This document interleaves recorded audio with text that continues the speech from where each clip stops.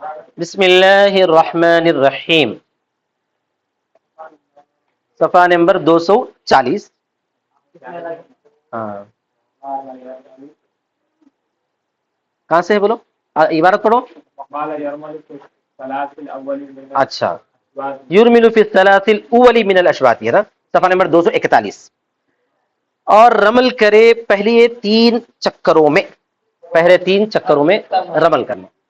اجتباع بھی کرنا ہے اور رمل بھی کرنا. اجتباع کا تو بول دیا نا بھائی، رمل مارنا نہیں تھا، رمل کرنے کا رہتا، ذرا اچھل اچھل کے چلنا، ذرا اچھل اچھل کے چلنا، سمجھ آئے گا نا، اکڑ کے، سمجھ آئے، بہت زیادہ نہیں اکڑنا، تھوڑا تھوڑا. وَيُرْمِلُ فِي الثَّلَاثِ الْأُوَّلِ، پہلے 3 میں رمل کرے، اشواتی چکروں میں سے. شوط کی جمع اشواط، چکروں میں سے پہلے 3 چکروں میں رمل کرے. کیا خلاصہ؟ وَالرَّمْلُ أَن يَهُزَّ فِي مَشْيَتِهِ الْكَتِفَيْنِ كَالْمُبَارِزِ يَتَبَخْتَرُ بَيْنَ الصَّفَّيْنِ وَذَلِكَ مَعَ الْإِزْتِبَاءِ. وہ یہ ہے کہ حرکت دے اپنی چال میں دونوں مونڈوں کو، ایسا دونوں مونڈوں کو اپنی چال میں کیا کرے، حرکت دے. ہاں، جیسا کہ مبارز للکارنے والا ہوتا ہے. مبارز کس کو بولتے ہیں؟ للکارنے والا، یعنی میدان جنگ میں جو ہے آگے بڑھ کر ایسا کرتے ہیں، اکڑ کے آتا نا سامنے، ویسا. یتبختر بین الصفین، جو ہے 2 صفوں کے درمیان جو ہے مونڈے ہلا کر چلتا ہے، مونڈے ہلا کر. یتبختر کا مطلب تھوڑا سا تکبر کا اظہار کرتا ہے، یا تکبر مراد نہیں ہے بلکہ مونڈوں کو ہلانا یا اچکانا مراد ہے. 2 صفوں کے درمیان. کون سے صفوں کے درمیان بھائی؟ مجاہدین کی صفیں رہتی نا، ان صفوں کے بیچ میں آ کے اس طرح مونڈے ہلاتا ہے، ویسے ہی کرنا چاہیے. وذالک مع الاجتباع، اور یہ کیسے ہوتا ہے؟ اجتباع کے ساتھ ہی ہوتا ہے. چادر اوپر سے اوڑھ لیا آپ تو مونڈے ہلا رہے، کوئی فائدہ نہیں، ایک طرف کا مونڈا نکال کے ہی ہلانا ہے. کیا کرنا ہے؟ نکال کے ہلانا. وکان سببہ اظہار الجلد للمشرکین. کیا ہے وہ؟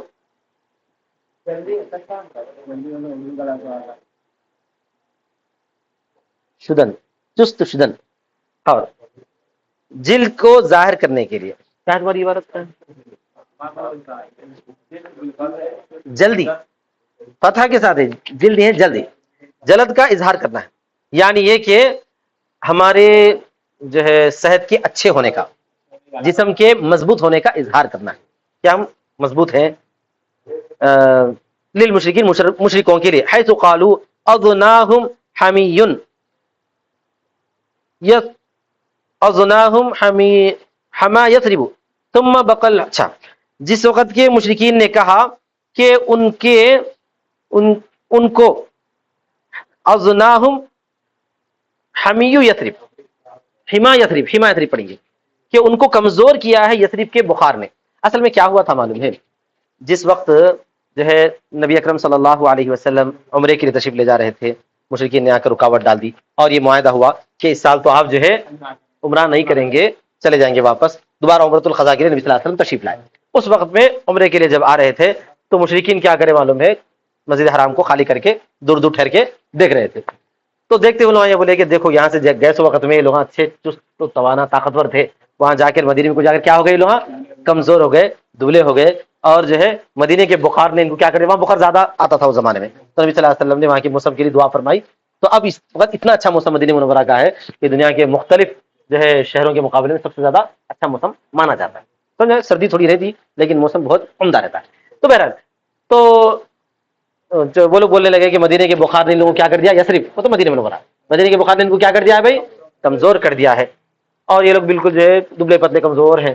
تو اس کے مقابلے میں اللہ نے حکم فرمایا کہ تم لوگ کمزور نہ ہو، نہیں ہو، بلکہ اچھے مضبوط جسم کے اور طاقت کے مالک ہو، اور جو ہے مونڈا نکال کے اور اچھل اچھل کے ان کو بتاؤ کہ ہمارے اندر کوئی کمزوری نہیں ہے. یہ ہے اصل میں، سمجھ میں آ گیا؟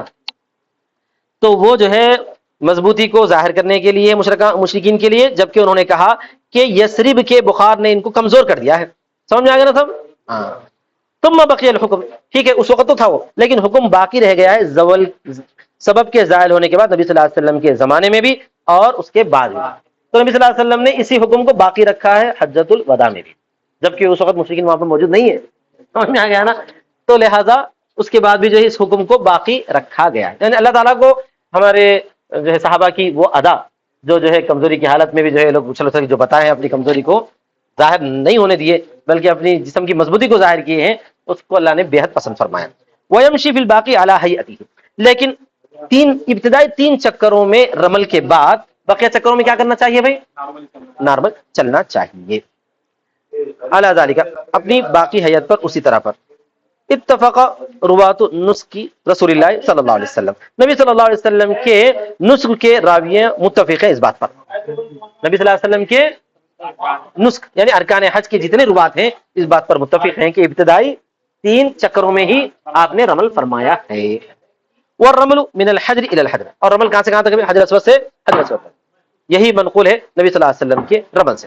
فإن زحمه الناس في الرمل قام فإذا وجد مسلكا رمل، اگر لوگ بھیڑ زیادہ ہو گئی وہاں رمل کرنے نہیں آ رہا، رمل کرے گا تو دوسرے لوگ لگ رہے ہیں، دوسرے لوگ آزو بازو لگ رہے ہیں، تو اس وقت کیا کرنا؟ تھوڑی دیر ہٹ جانا، ذرا بھیڑ کم ہونے کا رمل کرنا، یا ایسی جگہ ہٹ جانا جہاں پر بھیڑ بھاڑ کم رہے. فإذا وجد مسلكا رمل، جب پایا راستہ تو پھر رمل کرے. لأنه لا بدل له، اس لیے کہ رمل کا کوئی بدل نہیں ہے.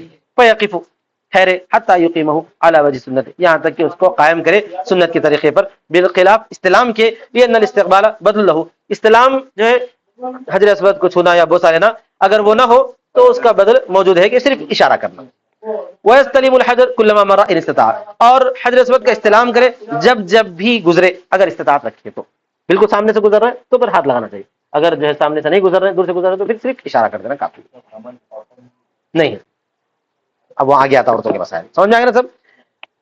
اچھا، اس لیے کہ اشواط طواف یعنی طواف کے چکر جیسا کہ نماز کے رکعات ہیں. فکما یفتتح کل رکعت بالتکبیر یفتتح کل اشواط باستلام الحجر، جیسا کہ افتتاح کرے ہر رکعت میں تکبیر کے ساتھ تو افتتاح کرے ہر شوط میں استلام حجر کے ساتھ. سمجھ میں آ گیا نا سب؟ جیسے ہر رکعت میں جو ہے تکبیر ہوتی نہیں ہوتی، ایسے ہی ہر چکر میں کیا ہو جاتا ہے؟ استلام ہوتا ہے. وَإِن لَمْ يَسْتَطِعْ استلام استقبل، اگر استلام نہیں کر سکتے یعنی چھو نہیں سکتے تو استقبال کرنا، خالی اشارہ کرنا چاہیے، وہ استقبال ہے. اور تکبیر کہے اور تحلیل کہے جیسا کہ ہم نے ذکر کیا ہے. اور رکن یمانی کا بھی استلام کرنا چاہیے. رکن یمانی کس کو بولتے ہیں؟ حجر اسود سے پہلے والا جو رکن ہے نا اس کو رکن یمانی بولتے ہیں، اس کا استلام بھی ثابت ہے. وَهُوَ حَسَنٌ فِي ظَاهِرِ روایت، یہ حسن ہے، بہتر ہے، نہیں کرے کوئی حرج کی بات نہیں. بہت سارے لوگ نہیں کرتے، اگر موقع مل گیا قریب سے گزرے حجر اسود سے پہلے والا، جب واپس آتے رہتے ہیں نا ہم لوگ، حجر اسود سے پہلے والا جو ہوتا ہے رکن یمانی کہلاتا ہے، اس کو بھی استلام کرنے کا اگر موقع مل گیا کر لینا چاہیے، نہیں ملا کوئی حرج کی بات نہیں. اور امام محمد سے یہ روایت یہ ہے کہ وہ سنت ہے. وَلَا يَسْتَلِمُ غَيْرَهُمَا، ان دونوں کے علاوہ کسی کا استلام نہیں کرنا ہے. اور اس کے علاوہ جو ہے رکن عراقی اور رکن شامی جو ہوتے ہیں اس کے بعد والے جو 2 کنارے وہاں پر جا کے چھونا نہیں ہے. سمجھ میں؟ حجر اسود کا تو سنت ہے اور مستحب ہے رکن یمانی کا، اس کے علاوہ ادھر والے جو 2 ہوتے ہیں نا اس کو چھونا بھی نہیں ہے، استلام بھی نہیں کرنا ہے. وَيَخْتِمُ الطَّوَافَ بِالِاسْتِلَام، اور طواف کو ختم کرے استلام سے. پھر طواف کہاں اختتام ہوتا ہے؟ استلام کے ذریعے سے حجر اسود کا آگے طواف ختم ہوتا ہے، یعنی حجر اسود کے استلام کے ساتھ. ثم يأتي المقام، پھر مقام پر آئے. کون سا مقام ہے؟ مقام ابراہیم. مقام ابراہیم پر آئے فیصلی عنده رکعتین، تو اس کے پاس پڑھے 2 رکعت. اب مقام ابراہیم ہے تو وہیں آگے پڑھنا کوئی ضروری ہے، پوری مسجد مقام ابراہیم سے، اب وہاں پہ جو بھیڑ بھاڑ زیادہ رہتی وہاں پڑھنے کی کوشش نہیں کرنا. سمجھ میں آ گیا؟ او حیث تیسر من المسجد، یا مسجد سے جہاں آسان، مسجد سے وہ تو پورا حرم جو ہی مسجد ہی میں آتا، جتنا حصہ ہے سہن بھی کہیں بھی ادا کر سکتے آپ. وہی واجبۃ عندنا، اور یہ واجب ہے ہمارے پاس. اور امام شافعی فرماتے ہیں سنت ہے. امام شافعی کیا فرماتے ہیں؟ سنت ہے. لانعدام دلیل الوجوب، کیونکہ وجوب کی دلیل نہیں ہے. ہماری دلیل ہے نبی صلی اللہ علیہ وسلم کا قول ولیصلی الطائف لكل اسبوع رکعتین، اور طائف آدمی نماز پڑھے ہر اسبوع کے لیے 2 رکعت، یعنی اسبوع بولے تو ہر 7 چکروں کے لیے 2 رکعت. اسبوع مطلب ہفتہ نہیں ہے، یہاں پہ چکر ہے. سمجھ میں آ گیا نا؟ یہ بھی ہفتہ ہوتا ہے، یعنی 7 چکروں کے 7 بلے ایسا. اور امر کے لیے آتا ہے، وجوب کے لیے آتا ہے. پھر آئے حجر اسود کے پاس، کب؟ نماز پڑھنے کے بعد. پھر حجر اسود کے پاس آئے فیصطلبہ، اس کا استلام کرے. اس لیے کہ نبی صلی اللہ علیہ وسلم سے مروی ہے کہ جب نماز پڑھے آپ تو آپ حجر اسود کی طرف لوٹے. اور اصل یہ ہے کہ ہر طواف اس کے بعد سعی ہو تو حجر اسود کی طرف آئے. ہر وہ طواف جس کے بعد سعی ہو، یعنی عمرے کا طواف حج کا طواف ہوتا ہے جس کے بعد سعی ہوتی ہے، اور بقیہ نفل طواف کر رہے ہیں تو اس کے بعد صحیح نہیں ہوتی نا، حجر اسود کے پاس آنے کی بھی ضرورت نہیں ہے. ہاں صحیح دوڑنا رہتا صفا مروا، سمجھ گئے نا؟ اور اصل یہ کہ ہر طواف جس کے بعد صحیح ہو تو حجر اسود کی طرف لوٹے، اس لیے کہ طواف جب جو ہے افتتاح کرتے ہیں استلام کے ساتھ، اسی طرح سعی افتتاح کرے اس کے ساتھ. کیا مطلب صاحب؟ طواف کا افتتاح کر رہے ہیں کیسے؟ استلام کے ساتھ، تو سعی کا افتتاح بھی استلام کے ساتھ کرنا چاہیے. بخلاف ما اذا لم يكن بعده سعی، برخلاف صورت کی جبکہ اس کے بعد صحیح نہ ہو. صحیح نہ ہو تو پھر دوبارہ استلام کرنے کی آپ کو ضرورت نہیں ہے. قال وهذا طواف طواف القدوم، یہ طواف طواف قدوم ہے. ويسمى طواف التحیہ، اور طواف تحیہ بھی ہے اور یہ سنت ہے اور وہ واجب نہیں ہے. اچھا صاحب، طواف قدوم اور طواف تحیہ بولتے ہیں اس کو، یہ طواف سنت ہے. طواف قدوم جاتے کرنے کا طواف، سمجھ میں آ گیا نا سب؟ یہاں سے جاتے جو کرتے نا وہ طواف قدوم ہے، وہ طواف تحیہ بھی ہے، یہ سنت ہے. لیکن اسی کو اگر عمرے کا طواف بنا دیے تو پھر ضروری ہو جاتا ہے وہ. سمجھ میں آ گیا نا سب؟ وقال مالک انه واجب، امام مالک کہتے ہیں یہ واجب ہے نبی صلی اللہ علیہ وسلم کی اس قول کی وجہ سے کہ جو بیت اللہ کو آئے تو فلیحیہ بالطواف، تو وہ جو ہے اس کا تحیہ کرے طواف کے ساتھ، اس کا تحیہ کرے طواف کے ساتھ، تو اس وجہ سے طواف کرنا ضروری ہے بولتے ہیں. ورنا ان اللہ تعالی امر بالطواف، ہماری دلیل یہ ہے کہ اللہ تعالی نے طواف کا حکم دیا ہے اور امر مطلق تکرار کا تقاضا نہیں رکھتا. امر مطلق جو ہے، اور وہ طواف سے مراد کون سا ہے؟ طواف فرض ہے، بس فرض ہو گیا نا سب. تو اس فرض کی وجہ سے دوسرے طواف پھر فرض نہیں ہوتے، امر مطلق ہے. اور تعین اور متعین ہو چکا ہے یقیناً طواف زیارہ بالاجماع. وفیما رواہ سماہ تحیۃ، اور وہ روایت جس کو انہوں نے روایت کی اس میں اس کا نام تحیہ رکھا گیا ہے. فلیحیہ بالطواف بولا نا، تو وہ تحیہ بولتے ہیں استحباب کی دلیل ہے. وہ تحیہ بولنا ہی استحباب، یعنی تحیہ کا مطلب یہ ہے ایسا عمل کرنا جس میں اکرام ہو، عزت ہو، جیسا کہ دوسرے کو جو ہے ہم سلام کرتے ہیں، تو واجب ہونے کی دلیل نہیں ہے، مستحب ہونے کی دلیل. ولیس علی اہل مکہ طواف القدوم، اہل مکہ کے لیے طواف قدوم نہیں ہے. اہل مکہ کے لیے طواف قدوم نہیں، کیونکہ وہ لوگ وہی رہنے والے ہیں، آ کر کوئی طواف نہیں کرتے. اب ہم لوگ کیا کرتے ہیں؟ یہاں سے جانے کے بعد طواف قدوم کرنا، پھر عمرہ کرنا ہے تو اس کا طواف بھی الگ کرنا. اب وہ طواف قدوم کے ساتھ جو ہے عمرہ بھی کر لیتے ہیں تو طواف قدوم عمرے کے اندر شامل ہو جاتا نہیں ہے نا؟ ہاں کیا کر لیتے ہیں؟ احرام باندھ لیتے، آؤ واپس آتے. واپس آنے کے بعد پھر آپ دو کام کرو، پہلے طواف قدوم کرو، تھوڑی دیر بیٹھو، پھر اس کے بعد جو عمرے کا طواف کر کے صحیح کر کے عمرہ پورا کرو، یہ بولا جاتا ہے. سمجھ میں آ گیا؟ اگر ویسا نہیں کرتے ہیں آپ، طواف قدوم کے ساتھ عمرہ ہو جاتا ہے تو وہ عمرے کا طواف اور قدوم ایک دوسرے میں شامل ہے، بس کافی ہو جاتا ہے. طواف قدوم بھی ادا ہو جاتا ہے، ساتھ میں ادا ہو جاتا ہے. ٹھیک ہے صاحب. لِانْعِدَامِ الْقُدُومِ فِي حَقٍ قَالَ ثُمَّ يَخْرُجُ إِلَى الصَّفَا، پھر صفا کو نکلے، پھر صفا کی طرف نکلے، یعنی اب عمرے کا طواف کر رہے ہیں آپ.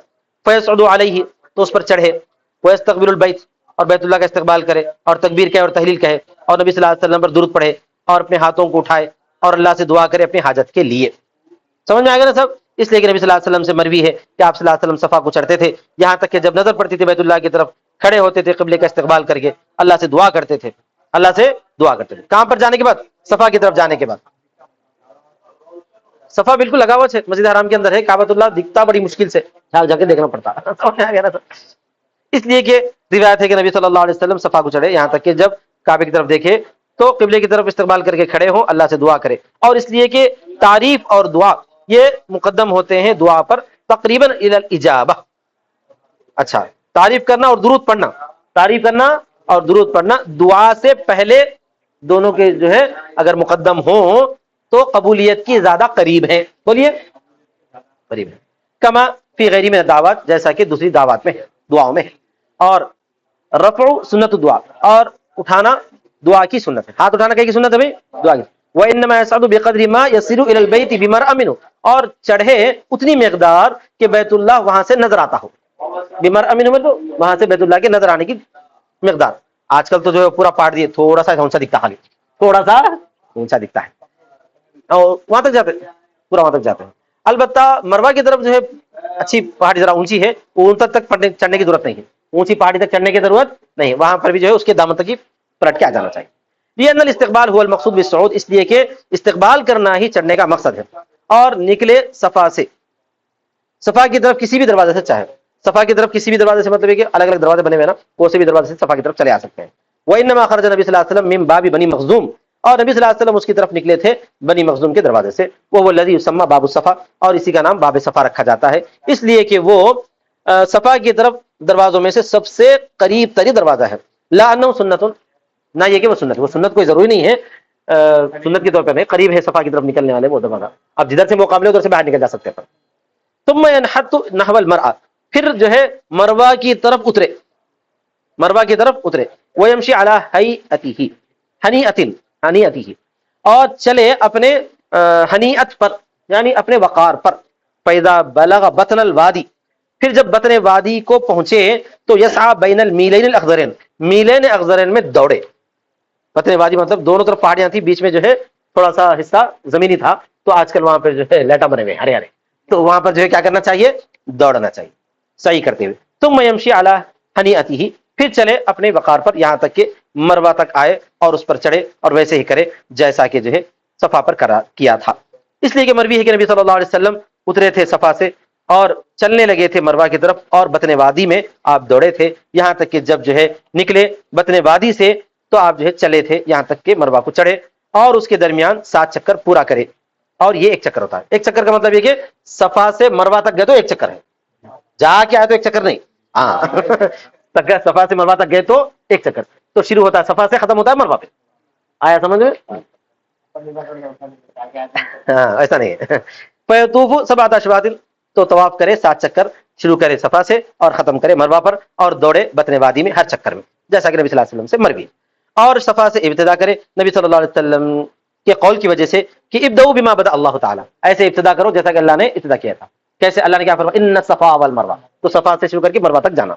ثم السعی بین الصفا والمروہ واجب، صفا اور مروا کی جو سعی ہے وہ واجب ہے، حج کی سعی ہے تو، اسی طرح عمرے کی سعی ہے تو بھی واجب۔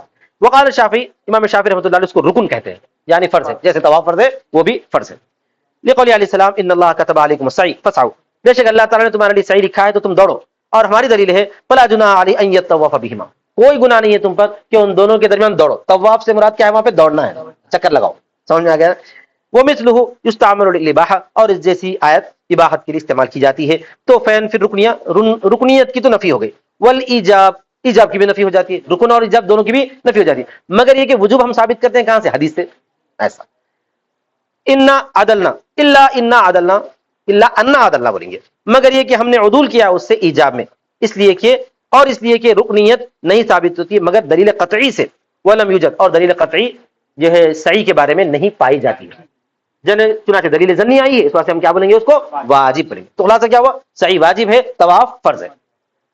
ثم ما معنی ما رویہ کتب استحبابا، پھر وہ روایت جس کو نبی صلی اللہ علیہ وسلم نے فرمایا ہے کتب علیکم السعی، تو وہاں پر جو ہے کتبہ استحبابا بولیں گے، کیا بولیں گے، استحباب کے طور پر اللہ نے لکھا ہے، سمجھ میں آ گیا نا سب، یا لکھا ہے کتبہ استحبابا، اللہ نے استحباب لکھا ہے، جیسا کہ اللہ تعالیٰ کا قول ہے کتب علیکم اذا حضر احدکم الموت، لکھا گیا ہے تم پر جب تم میں سے کسی کو موت آئے تو وصیت کرنا، تو وصیت کرنا فرض تو نہیں ہے نا بھائی، مستحب ہے۔ وآخر دعوانا الحمدللہ رب العالمین۔